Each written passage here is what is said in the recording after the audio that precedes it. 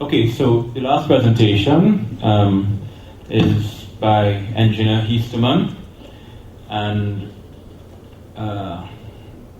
Engineer Heesterman has practiced engineering in the Caribbean, the Netherlands, Belgium, West Germany, and Austria. He's a director of the Interplan Group of Eco Consultants.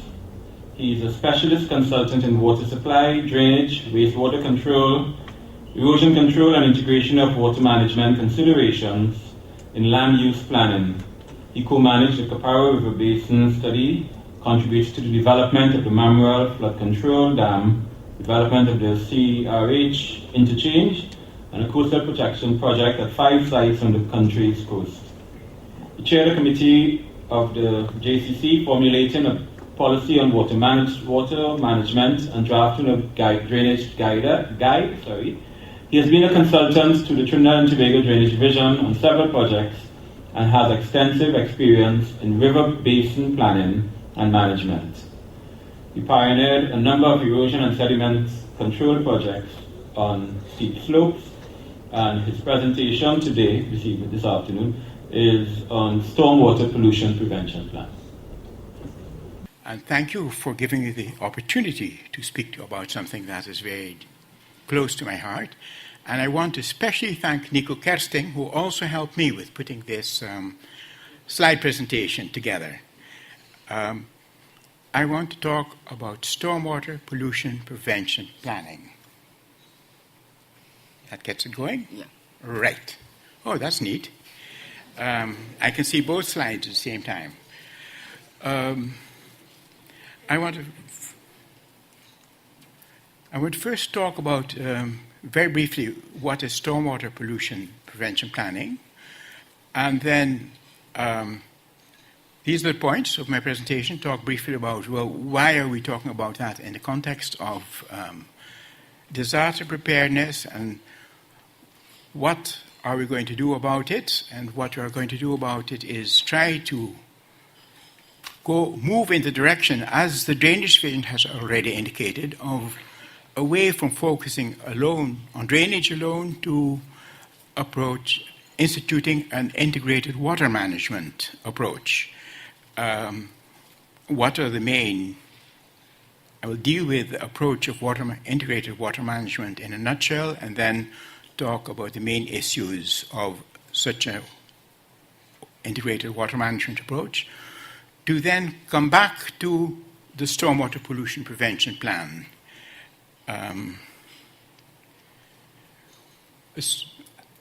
It is a design and implementation approach that seeks to ensure that off-site movement of pollutants from a site are minimized.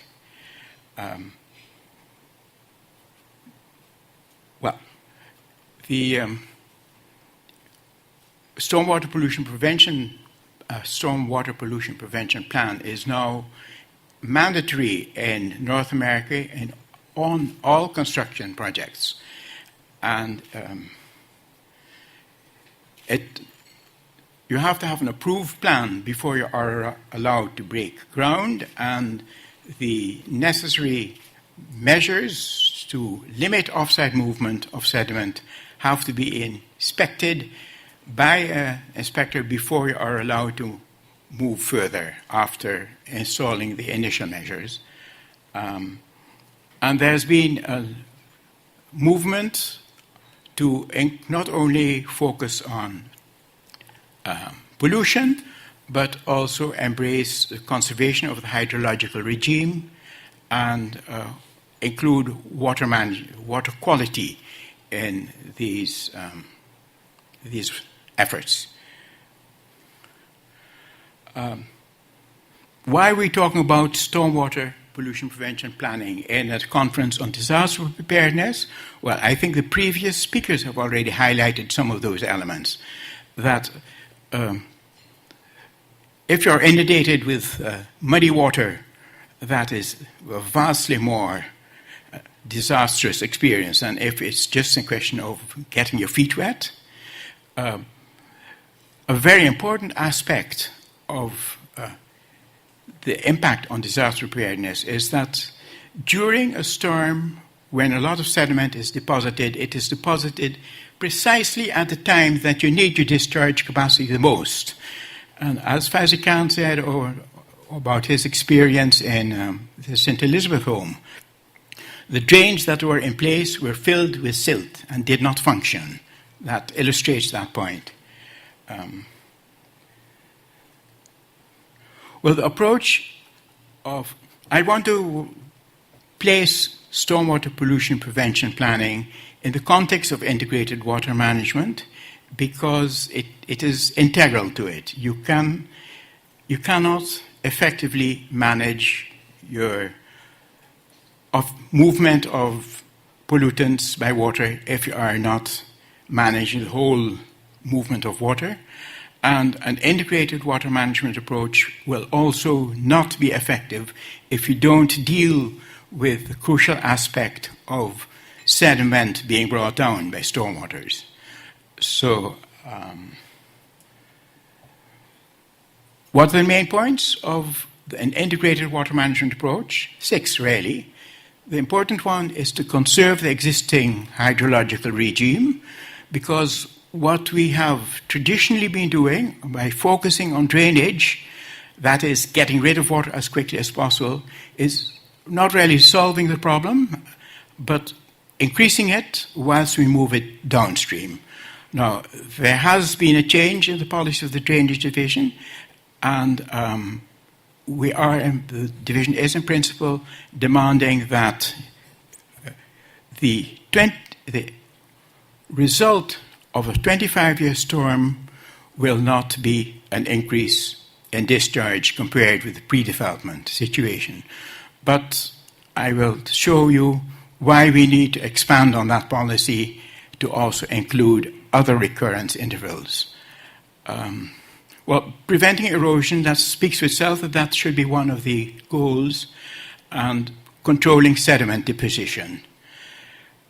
Another aspect is that we should seek to isolate serious polluters. There's a term called environmental hotspots. Those areas from which there is a potential of moving a lot of pollutant material should be completely isolated from the wider environment and the runoff contained and dealt with and treated before it is allowed to enter the wider environment. And we should also focus less on a discharge capacity that we have to accommodate and focus more on minimizing overall costs. Sometimes the solution is not to prevent flooding, but to prevent the damage that flooding does occur, and that especially applies to the very infrequent but very large storms. And I think a very, very important point is coming to terms with the whole system of permitting and enforcement.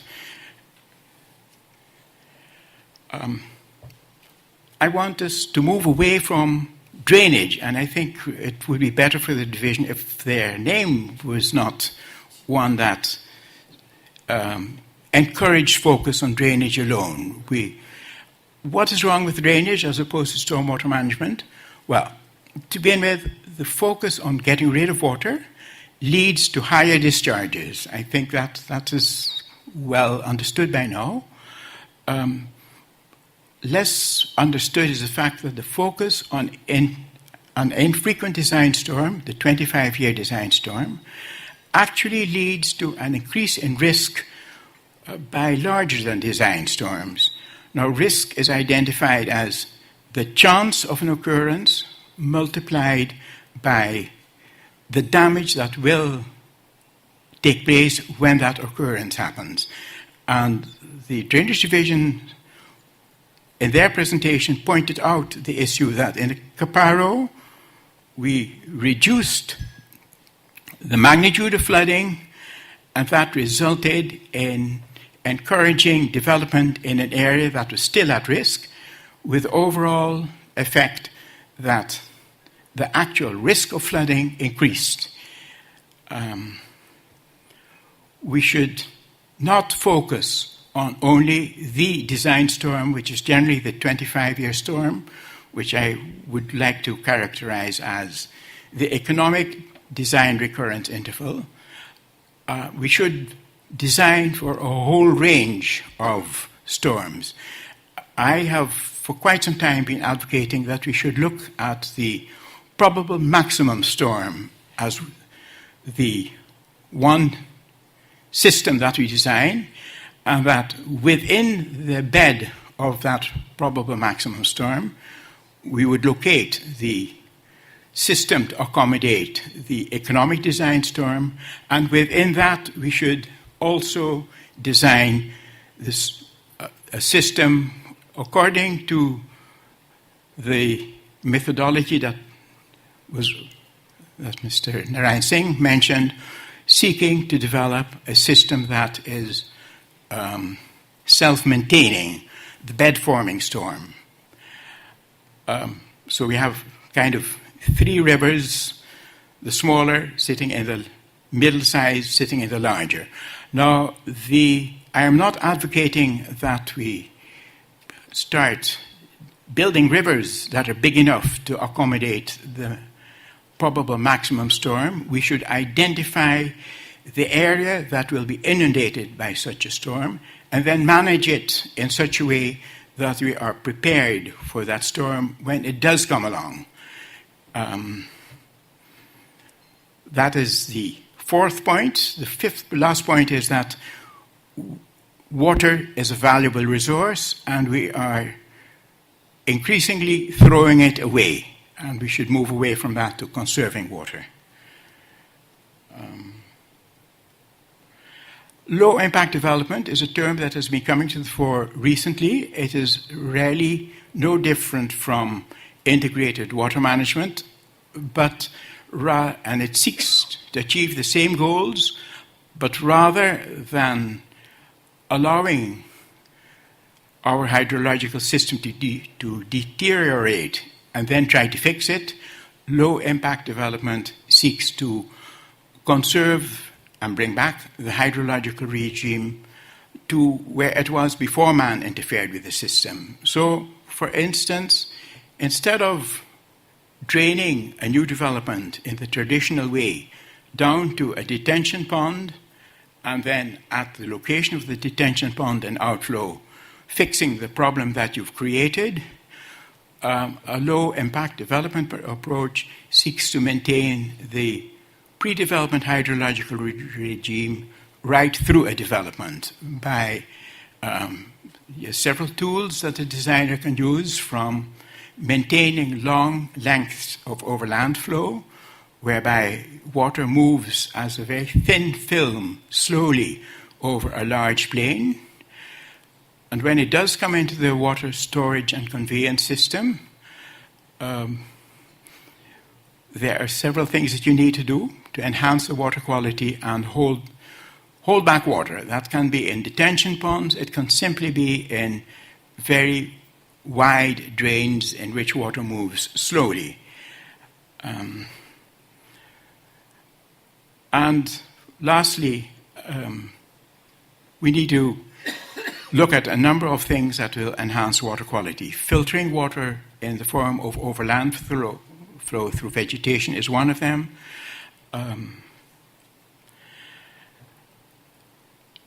Talking about water quality, I wanted to say something about the EMA's water quality rules, which have become law in 2007.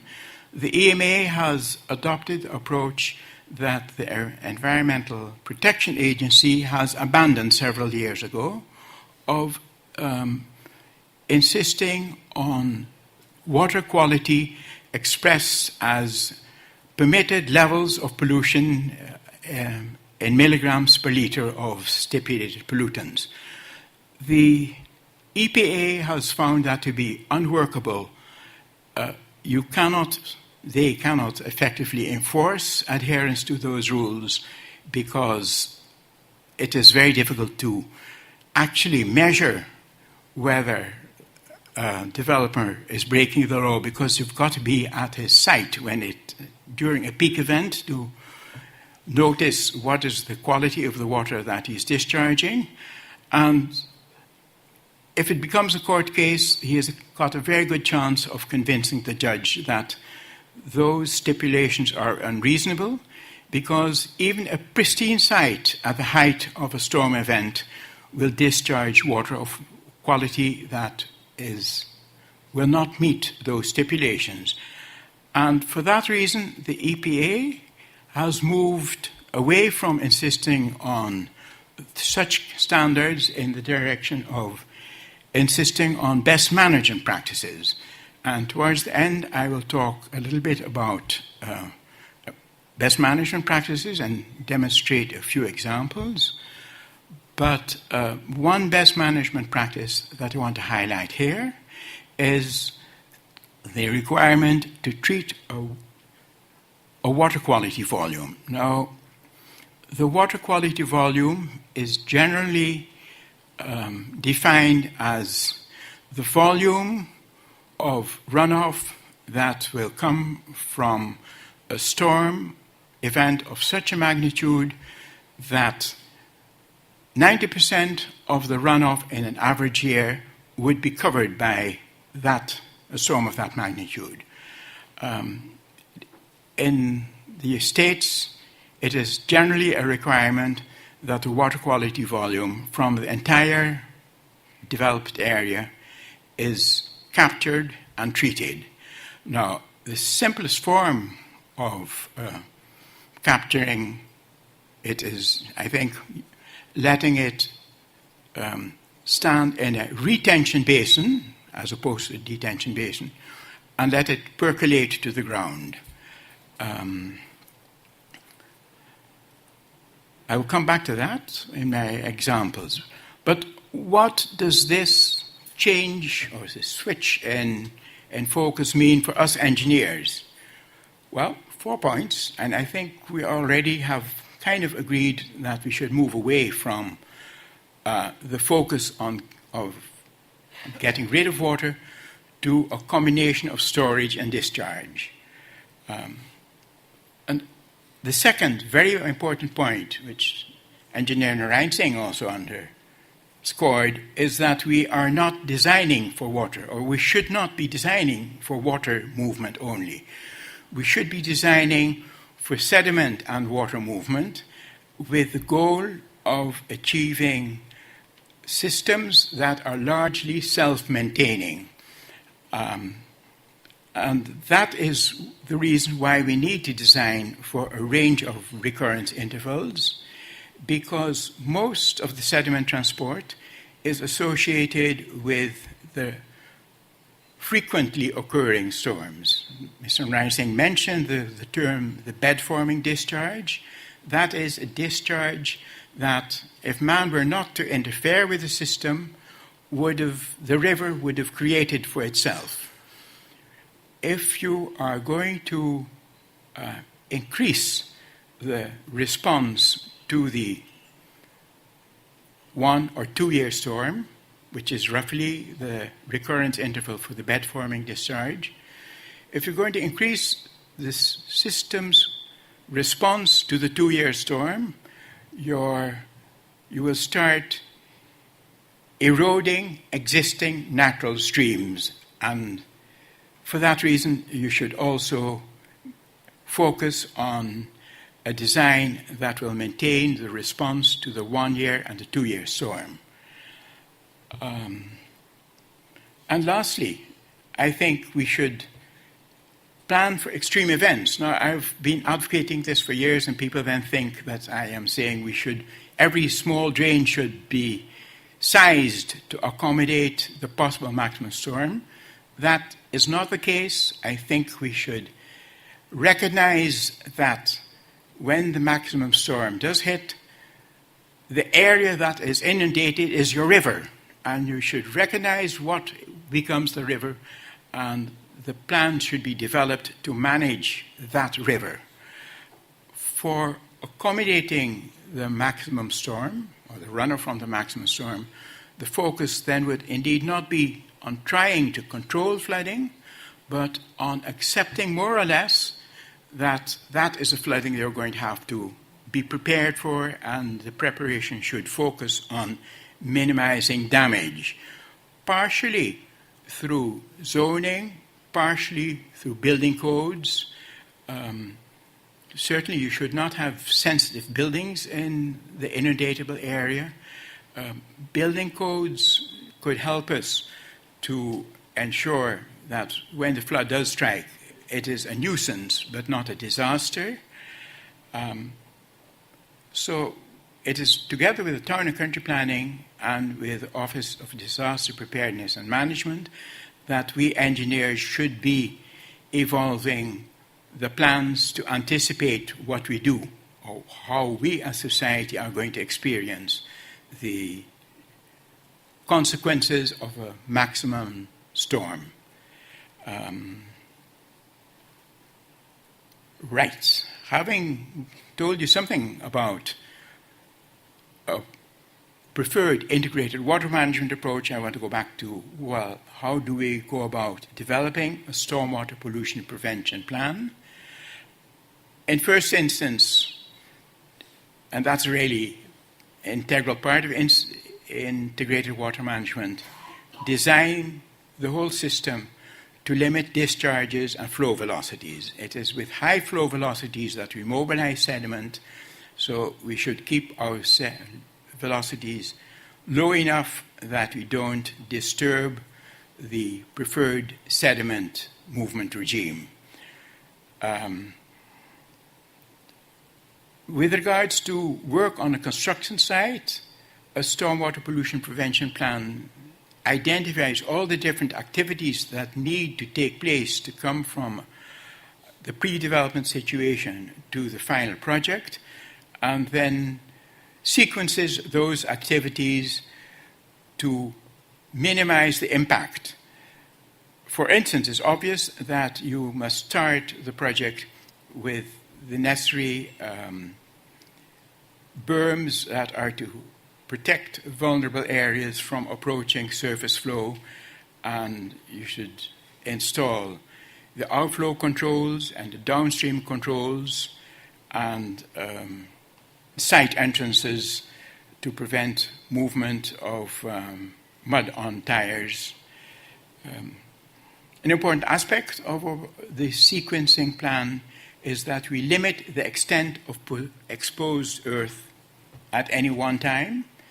Instead of doing all the bulldozing first and then leaving the ground exposed for a long time, placement of ground cover should follow shortly after having laid a small section of the earth bare, and then you move on to a subsequent part of your project site.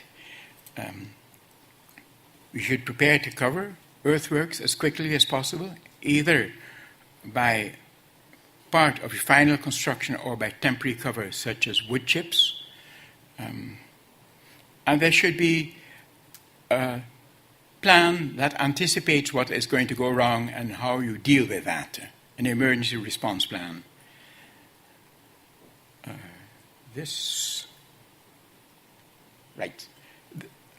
is an example. I talked about this construction site entrance. This is one of the first things that should be put in place when construction work starts.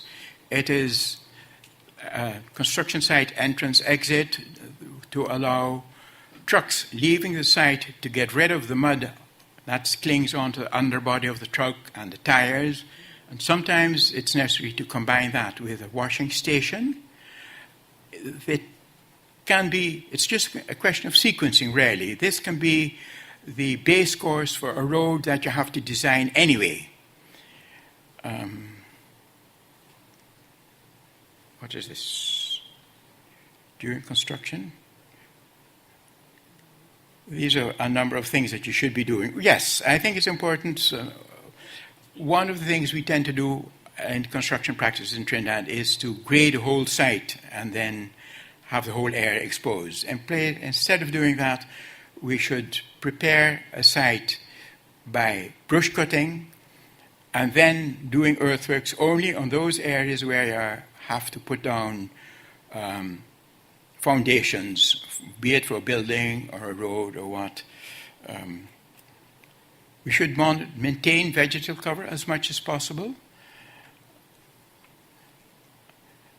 This is another example of, this is a detention pond, a typical detention pond, which serves to equalize the peak flow of large volume where you can store water with a small outflow constraint.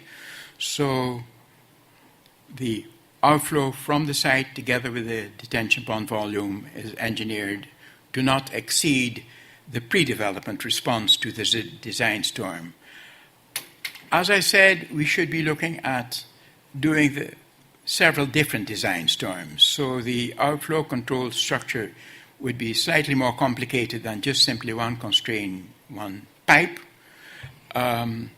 It's actually more difficult generally to ensure that the response to the 2-year storm does not increase than it is to ensure that the 5-year storm doesn't increase. Where often we can combine the retention pond for the water quality volume with the detention pond, that being just simply an area that does not drain naturally to the outfall, so that water stays in the retention pond and percolates. Where that's not possible, we can install a biofilter that is basically a filter of granular material that drains down to an underflow pipe, where the land slopes away from towards a downstream boundary in such a way that you cannot position a detention pond and silt trap to capture all the water from the site. One way of making sure that no sediment leaves the site is a silt fence, just simply a chain link fence with geotextile tacked against it, and the bottom of the geotextile is buried in 6 inches into the ground. And where a road slopes out from the site, we should put a small dam of gravel enveloped in geotextile, gravel or any other material that will not be compacted by vehicle loads, and this should be oriented diagonally across the road to guide the water away from the road so that the exit from the site does not carry water with it. This is just an example of interception berm, where you want to prevent water that has pollutants with it from leaving the site, or where you want to prevent water coming from upstream and approaching a sensitive area. You can divert it with a berm like that. Well, I think we covered already why disaster preparedness and management and stormwater pollution prevention go together. Because it leads to less erosion and off-site movement of sediment, which will then clog your drains. There's less risk of mud and debris flows, less deposit in drains and watercourses, so the capacity remains available for when you really need it, and it will save a lot of money on maintenance. Well, what we need are proper development guidelines and design standards to significantly reduce frequency impacts of flood disasters. We need a design standard to guide us and also facilitate permitting and enforcement.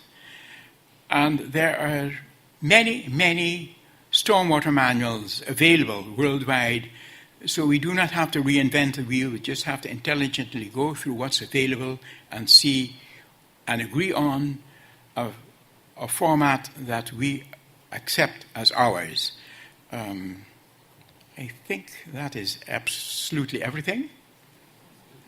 Thank you very much for your attention.